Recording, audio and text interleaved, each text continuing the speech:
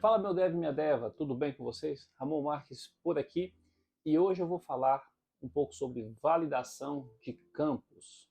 Fica aí que a gente já volta a falar sobre esse assunto, tá?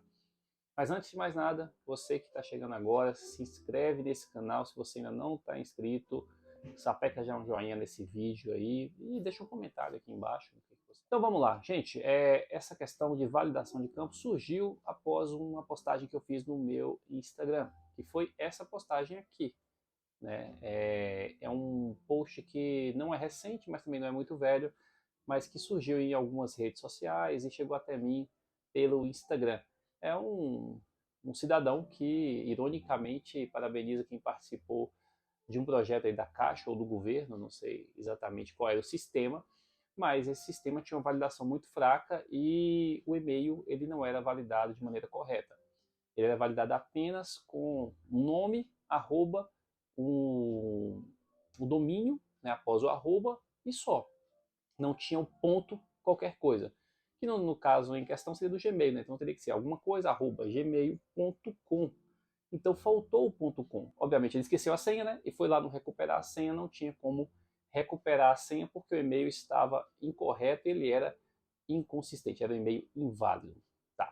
Aí eu coloquei isso lá no stories do meu Instagram e perguntei, meu dev, de quem que é a culpa, né? A culpa será do PO, do levantamento de requisitos, que deixou passar a regra, deixou um furo na regra? A culpa é do dev, que ao desenvolver não pensou nessa possibilidade, nesse cenário? A culpa é do tester, que por sua vez não testou corretamente, criando todos os cenários em que se poderia cadastrar algum endereço de e-mail ali? Ou a culpa é do usuário, afinal foi ele que preencheu os dados, né? Bom, e esse foi o resultado da enquete, né? Vários amigos devs e não devs também opinaram, né? Agradeço muito a participação de todo mundo.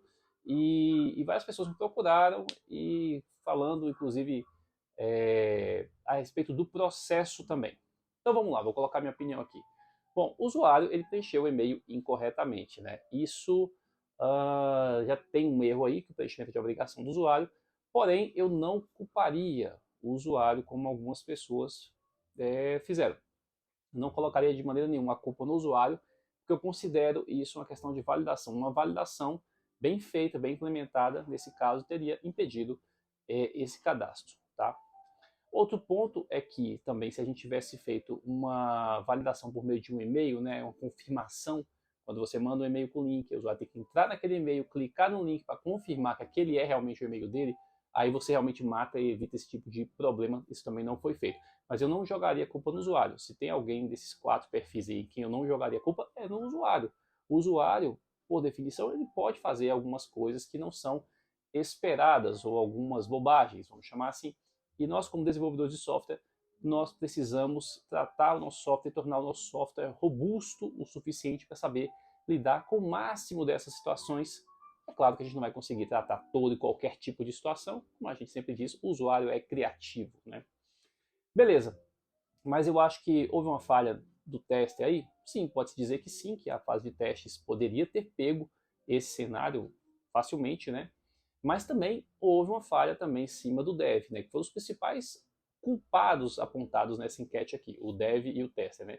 O dev, sim, qualquer rotina de validação de e-mail que você busque na internet, você pode pedir para o ChatGPT gerar uma para você, como eu fiz, e ele vai incluir essa validação do ponto alguma coisa após o domínio, tá? Então essa foi um erro crasso. E aí pode-se dizer que também deve ter havido alguma falha lá no momento da especificação do requisito pelo PO ou da lista de requisitos, quem quer que tenha feito isso. Sim, pode dizer que provavelmente, talvez não. Talvez o requisito foi especificado em nível macro, ó, você tem que validar o e-mail. E não foi definido quais são as regras, é comum isso acontecer também.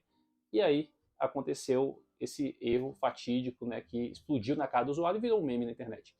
Bom, tudo isso são conjecturas, eu estou dizendo o que pode ter acontecido, mas vamos falar do que certamente aconteceu, tá? É o que eu acredito muito fortemente.